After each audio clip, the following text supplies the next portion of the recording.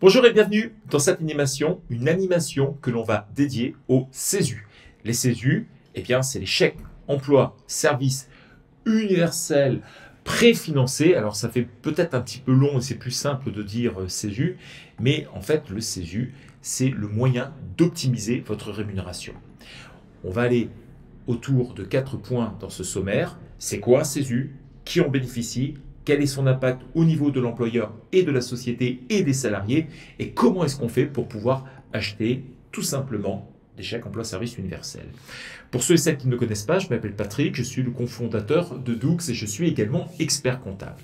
On commence par la première partie, c'est quoi un CESU? Alors j'ai préféré faire un dessin. Le CESU, eh bien c'est ça. C'est tout simplement un chéquier que vous allez pouvoir utiliser, vous, à titre pour vos besoins privés, pas pour vos besoins professionnels, pour vos besoins privés. Et c'est votre société qui va les acheter. Elle va les acheter et elle va vous les donner. En fait, imaginez que c'est déjà le Père Noël avant l'heure. Eh bien, vous allez bénéficier d'un chéquier qui va vous permettre d'utiliser cela pour des besoins privés que j'ai répertoriés ici. Alors, je les ai répertoriés sur trois secteurs: l'enfance, la famille, et j'ai regroupé les deux autres, le handicap et les seniors. Et donc dans l'enfance, on va retrouver très simplement les gardes d'enfants à domicile, les gardes en crèche, les sorties d'école, les soutiens scolaires, les centres de loisirs, les garderies. Dans le soutien scolaire, d'ailleurs, ça peut être des cours de peinture, des cours de musique ou des mathématiques. Il n'y a pas de choix particulier à faire en la matière. Pour la famille, on retrouve souvent repassage, entretien de la maison, petits travaux dans le jardinage, bricolage, assistance informatique, assistance. Et pour la partie handicap et senior, on retrouve les assistances, les accompagnements, les préparations, les aides et transports et la partie garde malade. Voilà très exactement tout ce qu'on peut faire avec des CESU. Vous avez remarqué que c'est des besoins à titre privé et non pas professionnel. Donc clairement, si par exemple vous êtes dirigeant et que vous voulez prendre des cours d'anglais parce que c'est utile pour votre société, vous n'avez pas besoin de CESU. Vous avez juste à demander auprès de votre prestataire de service qui va vous donner des cours d'anglais de vous faire une facture. Éventuellement d'ailleurs, vous pourriez les passer par le CPF. Donc quand je parle effectivement de choses privées, c'est ce que j'ai énuméré à l'instant. Deuxième question qu'on va se poser, c'est pour qui? Eh bien, c'est pour tout le monde, j'aurais tendance à dire. C'est-à-dire que toutes les formes juridiques, qu'elles soient artisanales, commerciales, professionnels libéraux ou tout simplement liées à l'agriculture, eh bien, vous pouvez utiliser. Et ce, quelle que soit la forme juridique, entreprise individuelle, EURL, SARL, SAS, SASU, SA, j'ai mis 3 petits points parce qu'on peut tout voir et tout faire. Concrètement, le CESU, c'est l'un des seuls outils d'optimisation où il n'y a pas besoin de salariés. De façon très concrète, si vous bossez seul, eh bien, vous pouvez mettre en place ces CESU. Et donc, tous les employeurs qui travaillent seuls peuvent d'emblée le mettre en place directement. Et s'ils ont des salariés, eh bien, les salariés devront en avoir accès. Donc, de façon très concrète, si vous voulez, si vous avez des salariés, soit vous dites « je n'en prends pas » et vous le mettez pour vos salariés, soit vous dites « je le mets pour les salariés et je le mets également pour moi ». À mon avis, c'est la meilleure solution. De façon très concrète, quels sont les impacts que l'on retrouve? Eh bien, pour la personne qui reçoit, c'est un vrai cadeau. C'est 1 830 € par année civile par personne. Ça représente quand même l'équivalent d'un salaire de 2 346 € brut.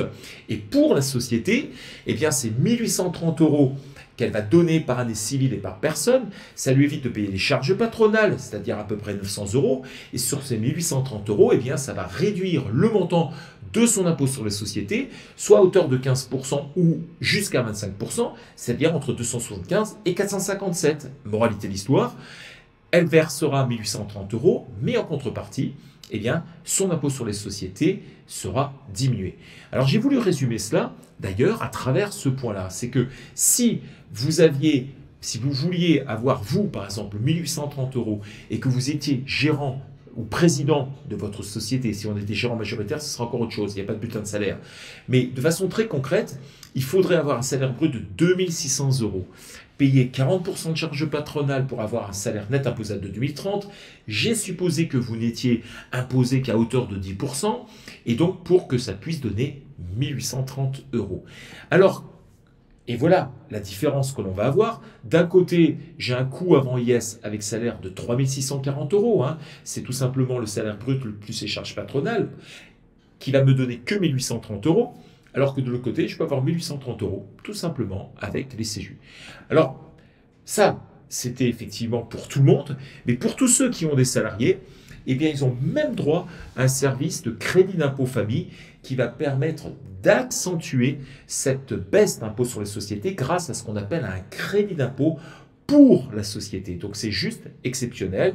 Donc il faut vraiment en avoir conscience que en mettant en place quelque chose comme tous ces CESU, eh bien vous avez, on va dire, un effet bonus. Non seulement ça va baisser votre impôt sur la société, mais si les salariés peuvent en avoir accès, eh bien, vous pouvez tout simplement avoir un bonus à travers ce crédit d'impôt famille. Maintenant, comment est-ce qu'on fait? Alors, de façon très pratique, il n'y a pas 50 prestataires qui en vendent. Il y a Chèque Domicile, Domiserve, Endred, Natixis et Sodexo. Renseignez-vous auprès d'eux pour savoir comment le payer, quel est le coût aussi qui y est fait.